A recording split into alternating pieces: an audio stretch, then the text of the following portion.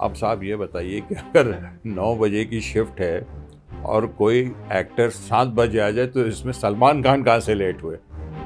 मेरे ख्याल से शोले के बाद शायद अंदाज अपना अपना एक वाहिद फिल्म है जिसके डायलॉग्स जो है लोगों को बाय हार्ट है, हिब्स है। ये वास्को द गामा की गन है। किसके मामा की गन है? वास्को द गामा की गन। निशाना लगाने की कोई जरूरत नहीं है, नाम लेके फायर कीजिए, गोली ठीक निशाने पे लगती है। क्योंकि आज लोग अच्छी कॉमेडी देखना चाहते हैं, लेकिन आज की तारीख में कॉमेडी जो है वो वल्गैरिटी को आजकल कॉमेडी समझने लगे हैं लोग। जब फिल्म सबसे पहली बार या रसेज या कुछ भी जब आपके वालिद साहब ने देखा तो उनका रिएक्शन कैसा था? क्योंकि उन्हीं की आवाज़ में आपने सारी एक्टिंग की थी, तो क्या रिएक्शन उन्होंने दिया था? नाराज़ हो गए थे या फिर? पहले तो काफ़ी टाइम तक उन्होंने फिल्म देखी नहीं, फिर जब लोगों से उन्होंने सुना कि भाई बहुत अच्छा काम किया आपके बेटे ने, तो उन्होंने फिल्म देखी तो उन्होंने कहा कि आइंदा मेरी आवाज़ इस्तेमाल मत करना।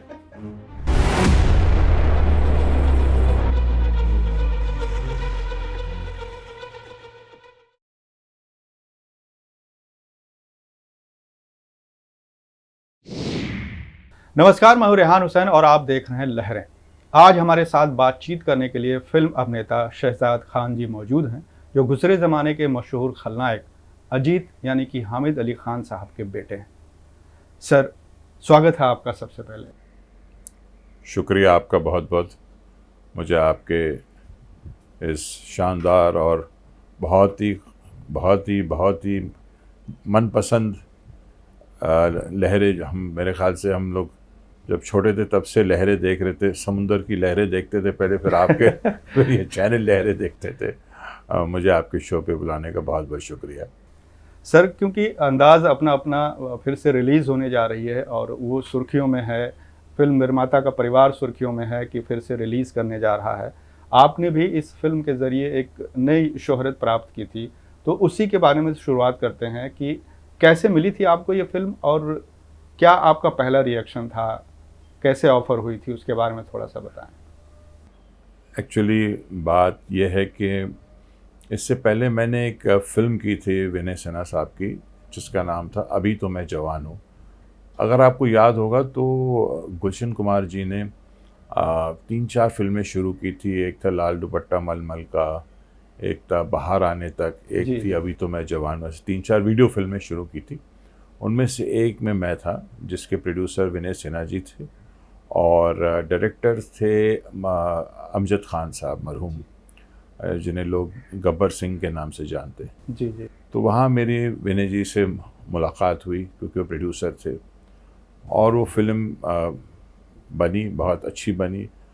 थोड़ा उस वक्त आपको पता है फिल्में कैसे बनती थी, एक 2 साल लग जाते थे। वीडियो फिल्म थी तो बहरहाल विनय जी के साथ एक फैमिली रिलेशन हो गए, एक राब्ता हो गया, एक प्यार हो गया उनके दिल में मेरे लिए, मेरे दिल में उनके लिए बहुत प्यार है, बहुत स्नेह है।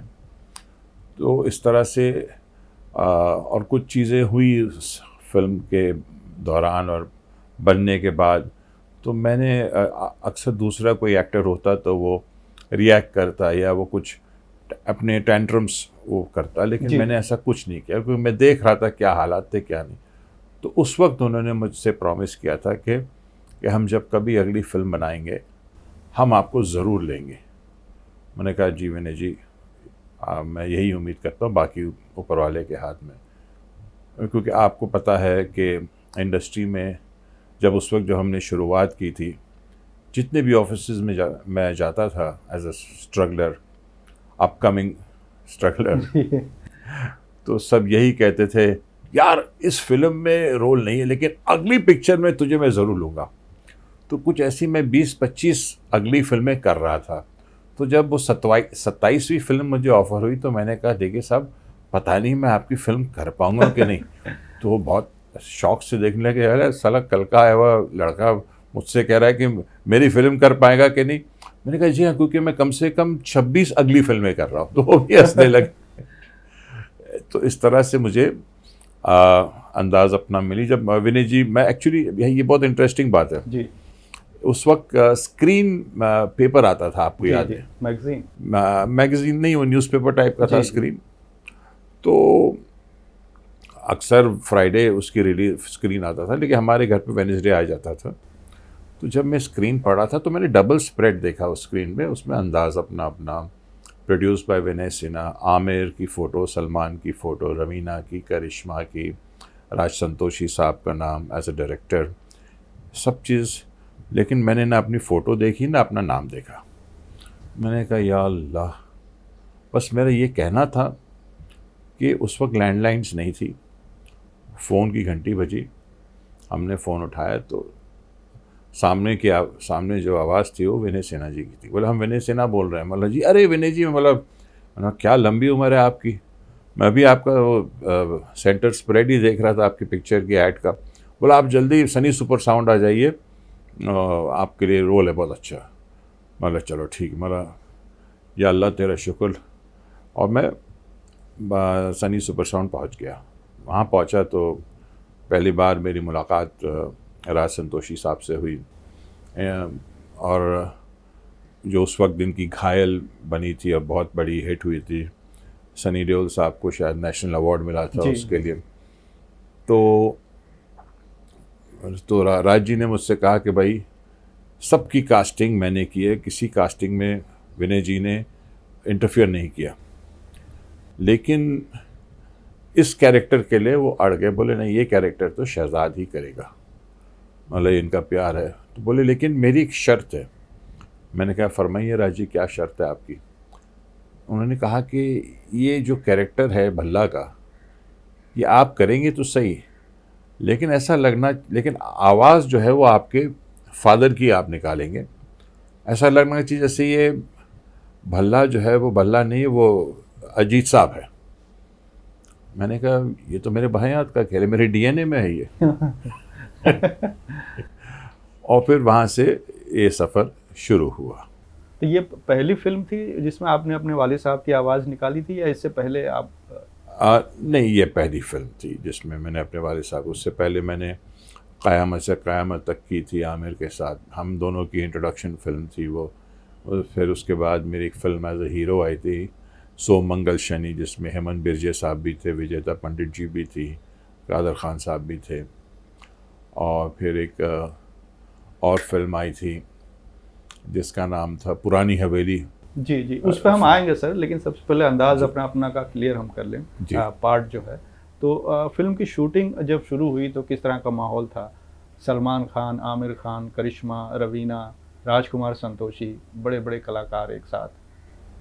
देखिए उस वक्त तो वो मेरे हम उम्र थे। जी इनफैक्ट रवीना करिश्मा तो शायद हमसे उम्र में छोटी रहेंगी, लेकिन एक पूरी ये कह सकते हैं कि हम सारे जो है फिल्म इंडस्ट्री से ताल्लुक़ रखने वाले बच्चे थे, और बहुत अच्छा माहौल था। इनफैक्ट शूटिंग शुरू हुई मेरे सीन्स के साथ, वो जो मैं, परेश जी और विजू खोटे साहब बैठ के जो प्लानिंग करते हैं, वो मुझे याद है फिल्मिस्तान में वो सेट लगा था, और वो मेरे नए प्लान के मुताबिक उसका इजाद वहाँ हुआ था, और वो 3-4 दिन वो प्लानिंग के सीन्स और वो सब शुरुआत वहाँ से हुई, और बहुत ही अच्छी मज़ेदार राइड थी। हाँ, थोड़े कुछ जब जैसे जैसे हमारी हीरोज़ की फ़िल्में और हीरोइंस की फ़िल्में रिलीज़ होती गई, क्योंकि फ़िल्म थोड़ी सी लंबी हो गई, थोड़ा जितने टाइम में उसको बनना था उससे ज़्यादा टाइम लग गया, तो हर आदमी अपने अपने उसमें मसरूफ़ हो गया, बिज़ी हो गया। तो फिल्म कंप्लीट होने के बाद रिलीज़ होने में भी टाइम लगा, ऐसा कहा जाता है? थोड़ा बहुत देखिए उस वक्त फ़िल्म बनाने का एक तरीका ही अलग था। अब जो एक तरीका अलग है, उस वक्त का एक तरीका अलग था। सर हम तो कभी कभी सोचते थे अकेले में बैठ के कि यार ये फ़िल्म बनेगी कि नहीं। हमको कभी कभी ये शक होने लगता था, लेकिन हम कहते थे नहीं, ये विनय जी को देखकर मुझे यकीन होता था कि भाई ये फ़िल्म ज़रूर बनेगी, क्योंकि वो पूरी अपनी दिलो जान से वो इस फिल्म के पीछे लग गए थे। मतलब ही वॉज ईटिंग ड्रिंकिंग, मतलब वाटर, मतलब लिविंग अंदाज अपना अपना। तो उनको देख के लगता था, और ऊपर वाले का बहुत बहुत शुक्र है, करम है कि फ़िल्म रिलीज़ हुई, और जब रिलीज़ हुई तब सिल्वर जुबली हुई थी, और उसके बाद तो आजकल क्लासिक है। जी बिल्कुल, आजकल क्लासिक फ़िल्म है और फिर से रिलीज़ होने जा रही है सर। जी। सेट पर शूटिंग जब सलमान खान या आमिर खान, क्योंकि उनकी पहली ही फ़िल्म से वो दोनों स्टार बन चुके थे, मैंने प्यार किया और क़यामत से क़यामत तक। तो वहाँ क्या माहौल था? क्या स्टारडम आड़े हाथ आ रहा था या सब कुछ आसानी से हो गया था? उसके बारे में थोड़ा-सा बताइए सर दर्शकों। देखिए, उस वक़्त स्टारडम दोनों के दिमाग में इतना घुसा नहीं था। आमिर जो है वो पूरा इन्वॉल्व रहता था, एंड सलमान भी वो जैसा जो कैरेक्टर जिसको दिया गया था उन्होंने बाखूबी निभाया। अब लोग कहते हैं कि ऐसा हुआ वैसा हुआ, लोग पता नहीं, लोग कुछ तो लोग कहेंगे, लोगों का काम है कहना।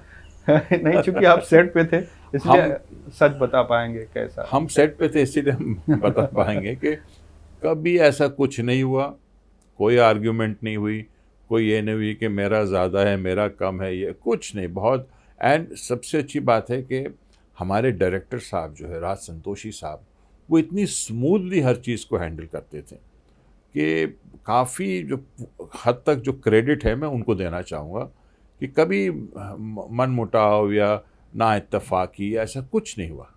बहुत स्मूथली, बहुत ये, हाँ ये ज़रूर हुआ कि पहले क्राइम मास्टर गोगो का जो कैरेक्टर था वो टीनू आनंद जी कर रहे थे, जी। लेकिन वो उन राज जी को कुछ उनका जो, जब उन्होंने देखा रशेस, तो उनसे वो कुछ सेटिस्फाइड नहीं थे और कुछ चेंजेस वेंजेस करना चाह रहे थे। तो फिर जब उन्होंने अप्रोच किया तो टीनू जी अमेरिका या कनाडा में थे, किसी फिल्म की शूटिंग कर रहे थे, तो उनकी डेट्स नहीं मिली। तो फिर वो crime master Gogo character Shakti Kapoor साहब ने किया, यही है। और देखिए सब माशाल्लाह कल्ट कैरेक्टर। एक्चुअली अंदाज़ अपना अपना जो है ना, वो ऐसा लगता है ये एक लाइफ, हर आदमी की लाइफ की जर्नी है। जी बिल्कुल। उतार चढ़ाव, चढ़ाव उतार, उतार चढ़ाव। तो एक हर आदमी जो उससे इतना जुड़ा हुआ है, जिसको इतनी पसंद है, और क्योंकि एकदम क्लीन कॉमेडी है, जी आप बैठकर अपनी फैमिली के साथ देख सकते हैं, और इतनी क्लीन कॉमेडी है और लोग कनेक्ट करते हैं। कितने लोग मुझे मिले, कितने लोग जो कहते हैं कि हम एक दूसरे से बात ही ऐसा करते हैं, तेजा किधर है, मार किधर है, फलाना, जैसे जो उसकी पूरी, जी जी। मतलब मेरे ख्याल से शोले के बाद शायद अंदाज़ अपना अपना एक वाहिद फिल्म है जिसके डायलॉग्स जो है लोगों को बाय हार्ट है, हिब्स है, ये कह सकता हूँ मैं। फिल्म की हीरोइंस को लेकर भी बातें कही जाती हैं कि दोनों के बीच काफ़ी ईगो प्रॉब्लम थी, तो नहीं, क्या कुछ? शुरुआत में ऐसा कुछ नहीं था। क्लाइमैक्स के टाइम थोड़ी सी दोनों में बातचीत कम हो गई थी या नहीं हो रही थी, वो उनकी पर्सनल रीजंस रहे होंगे। लेकिन काम में जब वो काम सेट पे शॉट देती थी तो पूरा उनका माइंड, पूरा दिल और जान लगा के वो अपना काम करती थी। God bless them both. दोनों ने बहुत ही अच्छा काम किया, करिश्मा, रवीना, दोनों ने बहुत अच्छा काम किया है। सलमान खान सर के साथ आपकी काफ़ी दोस्ती भी रही है, बचपन से साथ में ही रहे हैं, तो फिल्म के वक्त कैसा था? क्या टाइम पे आते थे? जैसा कि उनके बारे में कहा जाता है वो अक्सर लेट आते थे, तो कैसे मैनेज होता था आमिर खान के साथ सीन?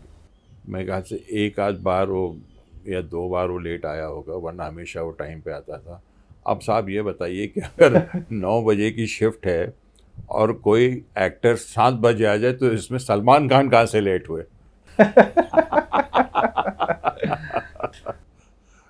सलमान, मुझे लगता है एक टाइम या एक दिन या 2 दिन ट्रैफिक में फंसा हुआ था, या कहीं से कुछ आ रहा था या कुछ था, इसके लिए उसकी गाड़ी, मुझे याद है उसका वाइट जिप्सी थी, वो ख़राब हो गई थी, ब्रेक डाउन हो गई थी, तो फिर उसने दूसरी गाड़ी मंगाई और फिर वो आया। तो एक आध बार या ऐसा कुछ हुआ होगा, लेकिन he was always on time, always on time. अच्छा, फिल्म का कोई अगर मशहूर, जो जैसा कि बंदूक वाला डायलॉग है आपका, जी, अगर हो सके तो ये वास्को द गामा की गन है। किसके मामा की गन है?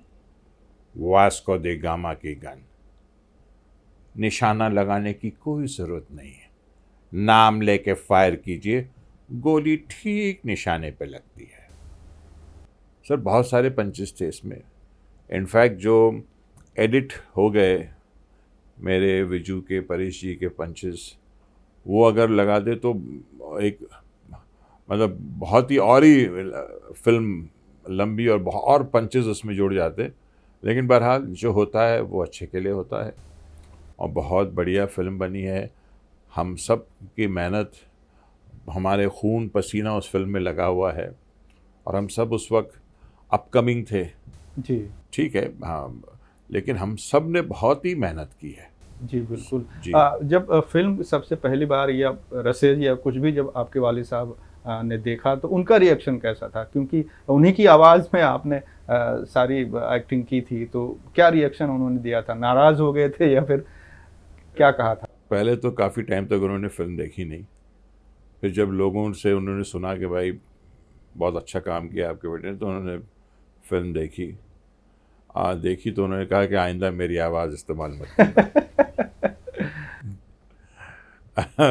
हिटलर के बाद अगर किसी का नाम आ सकता किसी को वो टाइटल मिल सकता है तो मेरे वालिद मरहूम है, अल्लाह उन्हें जन्नत बख्शे। अच्छा, आपको क्या लगता है मतलब फ़िल्म उस वक़्त इतना गेन क्यों नहीं कर पाई थी? जैसे आज कल्ट क्लासिक फ़िल्म हो गई है और फिर से रिलीज़ होने जा रही है, तो क्या आपको लगता है क्या कमी, क्या ऑडियंस तक ये पहुँच नहीं पाई थी या फ़िल्म का प्रमोशन सही से नहीं हुआ था, उस वजह से लोगों तक नहीं पहुँच पाई? एक्चुअली कहते हैं ना कि फिल्म वॉज बिफोर टाइम। उस वक्त एक अलग दौर चल रहा था, एक्शन का दौर चल रहा था और ये एक अलग जॉनर की फिल्म थी। एंड जो हमारे डिस्ट्रीब्यूटर थे वो थोड़ा सा उन्होंने पब्लिसिटी वगैरह में थोड़ी सी कोताही की, ये ज़रूर कहूँगा मैं। लेकिन पिक्चर जो है वो अपने वक्त से पहले, आज अगर वो फिल्म बन के रिलीज़ हो तो मेरे ख्याल से 1000 करोड़ का बिजनेस तो करेगी वो, क्योंकि आज लोग अच्छी कॉमेडी देखना चाहते हैं। लेकिन आज की तारीख में कॉमेडी जो है वो वल्गैरिटी को आजकल कॉमेडी समझने लगे हैं लोग। इसके कई उदाहरण हैं सर। जैसे अगर गुरदत्त साहब की बात करें तो उनकी प्यासा फ़िल्म थी, जो उस समय नहीं चली थी, बहुत जी जान लगा के उन्होंने बनाया था और बाद में वो कल्ट क्लासिक फ़िल्म बन गई। इसी तरह राज कपूर साहब की मेरा नाम जोकर है, सारी पूंजी अपनी लगा दी थी उन्होंने, लेकिन नहीं चली, बाद में वो भी कल्ट क्लासिक बन गई। इसी तरह से बच्चन साहब की सूर्यवंशम फ़िल्म आई, वो भी टीवी पर इतना चली कि वो भी क्लासिक का दर्जा मिल गई। अभी रिसेंटली की बात करें, सनम तेरी कसम फ़िल्म एक आई, जो कोरोना के दौरान रिलीज़ हुई थी, उतनी सक्सेस नहीं हुई, लेकिन अब जब दोबारा रिलीज़ हुई तो उसने बॉक्स ऑफिस पर नया कीर्तिमान बना दिया। तो इसके पीछे क्या लगता है आपको कि क्या सही तरीके से मतलब प्रमोशन का वो नहीं था या फिर लोगों की समझ में नहीं है, या फिर जैसा कि आपने कहा कि समय से काफ़ी आगे फ़िल्म बनी थी? देखिए क्या होता है, मैं आपको बताऊं। पहले फिल्म जो बनती थी वो बनाने का तरीका अलग था। सब लोग जुड़ जाते थे और जैसी फिल्म शुरू होती थी थोड़े थोड़े करके पैसे आते थे प्रोड्यूसर के पास, डिस्ट्रीब्यूटर्स पैसे देते थे तो गाड़ी आगे बढ़ती थी। इस तरह से फिल्म जो है वो बहुत पैशन से बनती है और फिल्म उसी तरह बनती है। जब लोग जुड़ते हैं, फिर ट्रायल होता था, फिर डिस्ट्रीब्यूटर्स अपने सजेशन देते हैं, यार ये ठीक नहीं है, थोड़ा इसको ठीक कर दो, वो ठीक नहीं है, उसको कर दो। तो इस तरह से फिल्में बनती थी। It was like a family, not only the actors but the distributors and everybody used to see the film from their point of view and suggestions मिलती थी और तब जाके फिल्म बिकती थी और रिलीज़ होती थी। जी। अब क्या हो गया है, अब प्रपोजल्स बन रहे हैं। अब पहले प्रपोजल बन जाता है, फिल्म बिक जाती है। अब लोग कहते हैं बिकी हुई चीज़ है, चलो उसको कैसे भी बनाओ, बिक तो गई है। ये प्रॉब्लम हो गई है। तो मार्केटिंग या कमर्शियल का जो लेवल है वो ज़्यादा आ गया आज। जी जी जी जी जी। और मेरे ख्याल से बेफजूल के खर्चे। पहले एक एक्टर होता, एक स्टार के साथ भी एक उसका बॉय होता था, एक मेकअप मैन, एक ड्राइवर, सेक्रेटरी रोज़ तो नहीं आते, लेकिन चलो एक अगर आप सेक्रेटरी को भी पकड़ लेते, ये 3-4 लोग होते थे जो उसके साथ होते थे।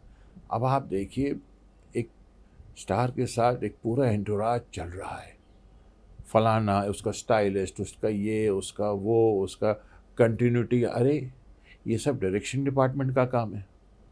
कंटिन्यूटी वगैरह हीरो का असिस्टेंट, हीरो एक असिस्टेंट कंटिन्यूटी के लिए क्यों रखेगा भाई?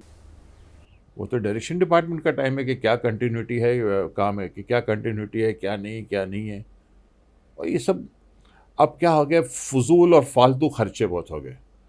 अब बाउंसर्स, एक नन्ही सी जान को बचाने के लिए 50 बाउंसर्स, चलो ठीक है, खुदा न खास्ता अगर किसी को थ्रेट है वह तो वो बात समझ में आती है, लेकिन आप 50 बाउंसर्स क्यों रखे? Waste of money. अब पहले एक हेयर ड्रेसर होती थी बेचारी, वो लड़कियों का भी बाल कर लेती थी, हीरोइंस का भी, और कुछ हीरो को भी कुछ अगर बाल में स्प्रे लगाना होता है, जेल लगाना होता तो बेचारी वो भी देख लेती थी। अब हीरो का हेयर ड्रेसर अलग, हीरो का ये अलग, फलाना अलग, अमका अलग। पैसे अफराद खर्च हो रहे, लेकिन प्रोडक्ट नहीं बन रहे, क्योंकि प्रपोजल्स बन रहे हैं जो ऑन टेबल बिक जाते हैं। बिकी हुई चीज़ को बनाना है तो उस तरह से लोग उसको बना रहे हैं। दूसरे किरदारों की अगर हम बात करें सर, अंदाज अपना अपना में परेश रावल या फिर विजू खोटे जी एक उम्दा कलाकार थे, काफ़ी मज़े हुए थे, तो क्या कुछ सीख मिली उनसे उस वक्त आप जब एकदम नए नए थे? बहुत सीखने को मिला मुझे विजू सर से बहुत सीखने को मिला, परेश जी से बहुत सीखने को मिला। परेश जी बहुत ही मंझे हुए स्टेज के एक्टर, और मैं एकदम as good as new, brand new कह सकते हैं आप। तो बहुत कुछ सीखने को मिलता है, और रोज़ सेट पे कुछ ना कुछ सीख मिलती थी। फिर हमारे इतने अच्छे कैमरामैन थे ईश्वर बिदरी साहब, उनसे फिर मेन है हमारे डायरेक्टर राजकुमार संतोषी साहब। राजकुमार संतोषी साहब की एक बात मैं ज़रूर कहना चाहूँगा कि साहब जब वो सीन करके बताते हैं ना एक्टर को, वो खुद परफॉर्म करके बताते हैं। वो एक्टर को सीन खुद परफॉर्म करके बताते, अगर एक्टर 50% भी उनकी नकल कर ले, 50%, तो सीन बहुत ही अच्छा बन के निकलता है, बहुत ही अच्छा। सलमान खान के साथ तब और अब इस दौर में आपने उनकी भारत में काम किया, कितना बदलाव आप देख रहे हैं? सेम ऐसे ही आमिर खान साहब, और अब आमिर खान को जब आप देखते हैं तो क्या कुछ नज़र आता है? कितना मैच्योर हो गए हैं अपने काम को लेकर, और कितना डेडिकेशन उनके अंदर जो है फिल्म को लेकर रहता है? देखिए दोनों बहुत ग्रो हो गए हैं, और आमिर जैसे पहले थे अब भी वैसे ही है। मैंने हाल ही में तो आमिर के साथ फिल्म नहीं की, लास्ट मैंने अंदाज़ अपना अपना ही की थी, लेकिन हाँ सलमान के साथ जो मैंने भारत की, तो he has grown a lot as an actor by leaps and bounds. He is become very very focused, पूरा कंसंट्रेशन रहता है उसका सीन के ऊपर, हर एक फ्रेम पे उसका वो तवज्जो रहता है, and he is really grown as an actor. अच्छा, अंदाज अपना अपना अगर 2 की बातें भी चल रही थी बीच में, जी। तो अगर 2 बनता है तो आपके लिहाज से कौन कौन से एक्टर्स उसमें कास्ट किए जा सकते हैं आज के दौर के हिसाब से? सर वो तो डायरेक्टर ही डिसाइड करेगा, प्रोड्यूसर डिसाइड करेंगे आज के दौर से कौन। ये ज़रूर होना चाहिए कि वो कॉम्बिनेशन हो जो पहले कभी साथ में काम नहीं किया, क्योंकि अंदाज अपना अपना की वही चाम है कि जो कॉम्बिनेशन था, never before and never again की बात नहीं कर सकता हूँ, लेकिन पहले उन्होंने कभी इन दोनों ने साथ काम नहीं किया, पहली पिक्चर थी इनकी। तो ऐसा कुछ अगर कॉम्बिनेशन बनता है तो it's a win win situation. But of course I would like के आमिर सलमान हो, उनके साथ पार्ट 2 बने तो और भी अच्छा हो। तो आप लोग जो हैं उनको भी कंटिन्यू किया जा सकता है अगर स्क्रिप्ट के हिसाब से, डिमांड के हिसाब से अगर? हाँ बिल्कुल, होना तो चाहिए, क्योंकि पहला हक तो आप ही लोगों का है। पहला हक हमारा है, हम सपोर्टिंग एक्टर्स हैं। अगर हम सपोर्ट नहीं देंगे, सपोर्ट से तो सरकार चल रही है, तो फिल्म भी हमारे सपोर्ट से चलती है। मेरा होना ज़रूरी है, परेश जी का होना ज़रूरी है, शक्ति कपूर साहब का होना ज़रूरी है, जितने भी लोग ज़िंदा है तो ये तो कंपलसरी ब्लाइंड है। चलते चलते क्या मैसेज देंगे अंदाज अपना अपना को लेकर? ये अंदाज़ अपना अपना 1 जो है ये रिलीज़ हो रही है जी।